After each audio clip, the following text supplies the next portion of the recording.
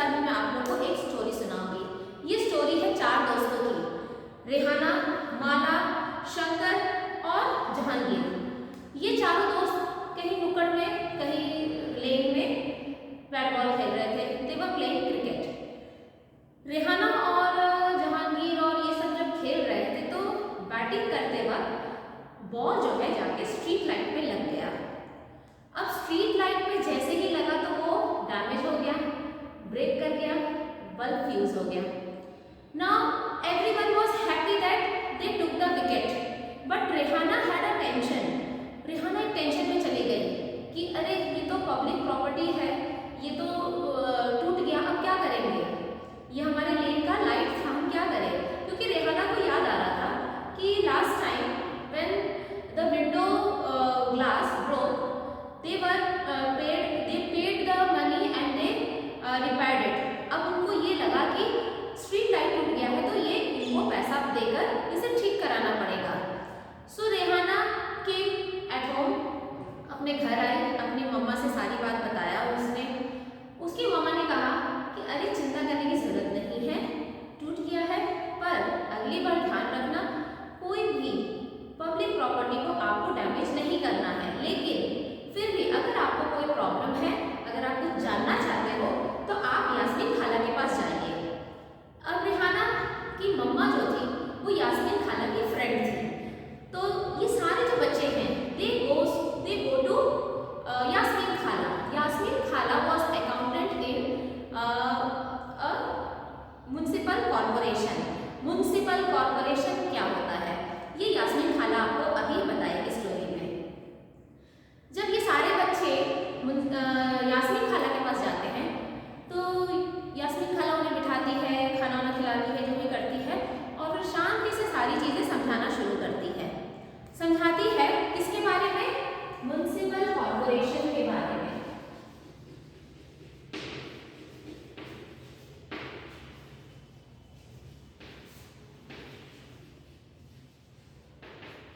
Municipal corporation, Yasmin खाला जो थी म्युनिसिपल कॉर्पोरेशन में एडमिनिस्ट्रेटिव स्टाफ थी। क्या थी? Administrative staff. एडमिनिस्ट्रेटिव स्टाफ में वो एक अकाउंटेंट थी। अब ये सब चीजें बहुत डीप है, which I will make you understand. Municipal corporation का जो मेन हेड होता है उसे म्युनिसिपल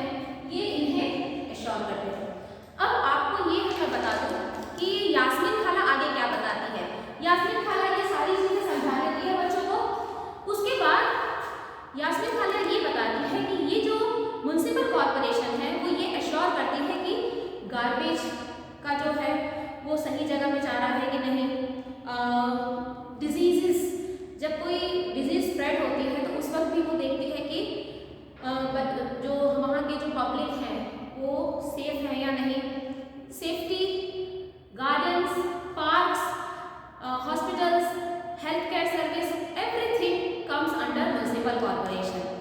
यहाँ पे वार्ड काउंसिलर्स जो हैं they go and supervise the area, और सुपरवाइज करके देखते हैं कि वाटर सप्लाई सही तरह से हो रहा है कि नहीं, ड्रेनेज सिस्टम परफेक्टली काम कर रहे हैं या नहीं, हेल्थ सर्विस सही है या नहीं। ऐसे करके बहुत सी चीज़ें जो टाउन में होती है, जैसे कि स्ट्रीट लाइट्स हैं, आपका रोड्स हैं, आपके पार्क्स हैं, आपके जो बाकी जो सेटलमेंट्स हैं सिटीज़ में, दे आर वर्किंग प्रॉपरली और not, they keep I on everything. और इसी तरह से पूरा म्युनिसिपल कॉर्पोरेशन वर्क करता है। अब यहाँ पे रेहाना पूछती है कि यास्मीन खाला जी, आंटी, ये सारा जो पैसा है, ये सब करने के लिए तो पैसा चाहिए, they need fund, from where they raise the fund, what are the sources of fund they get. यहाँ पे यास्मीन खाला समझाती है कि ये जो फंड है ना, ये सारा जो फंड है वो गवर्नमेंट अपने पॉकेट से नहीं देती है, it's a fund, government fund that is kept aside for the providing the facilities in the town, cities और स्टेट्स। और ये फंड कहाँ से आता है? From we people only. We people pay taxes, corporate tax, rent tax, house tax, property tax, various places, market tax, street tax, various other many types of taxes are there, water tax. So these tax are collected and they are kept aside. Now this fund only is used for the maintenance and for the facilitating the city. अब यहाँ पे ये भी चीज clear हो गया, हमारे जितने भी टैक्सेस हम पे करते हैं, you may ask your father must be paying some taxes. Either it can be land tax, property tax, or road tax, water tax, various other tax. Even when we go to a restaurant, we have to pay the service tax also.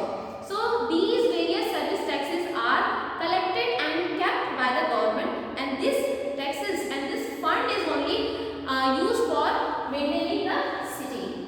So is it clear now? Now your task will be that you have to find out who is the ward councillor of your particular ward. Every area has a different ward, and your task will be that you have to find out who is the ward councillor of your area. Now next, you have seen early morning जो कबाड़ी वाला आने लगता है, scrap, they collect all the scrap from home. यहाँ पे ये बहुत इंपॉर्टेंट काम करता है। क्यों?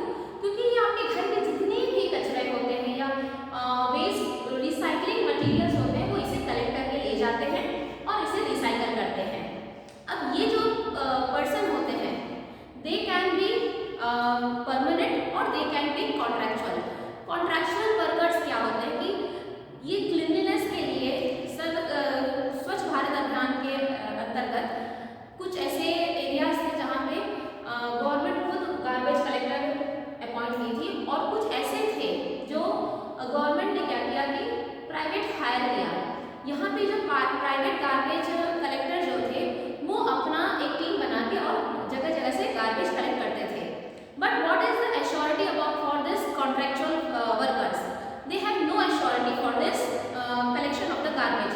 So we people have to see, we have to take care that these garbage collector who comes and collect your garbage, you should